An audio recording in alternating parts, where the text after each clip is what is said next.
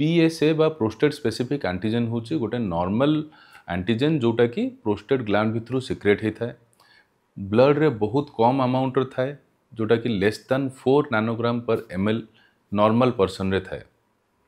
सेटा बढ़े कौ कंडीशन रे जदि प्रोस्टेट रे कैंसर होती बेनाइन एनलार्जमेंट बा बयस जनित प्रोस्टेट रो ग्रोथ होची किंबा इन्फ्लेमेशन होची इन्फेक्शन होची ए सब कंडीशन रे बढ़ी पारे किंतु मोस्ट कॉमनली जदि सिग्निफिकेंटली बढ़ी ताहले प्रोस्टेट कैंसर रो संभावना बहुत अधिक मात्रा देखै थाए तो प्रोस्टेट कैंसर स्क्रीनिंग क्या दरकार पड़े प्रोस्टेट कैंसर स्क्रीनिंग पाई किसी क्राइटेरिया अच्छी जमीती कि जदि आपणकर बयस 50 वर्ष रु अधिक ताहले PSA स्क्रीनिंग पाई आपण जने यूरोलोजिस्ट को देखा करंतु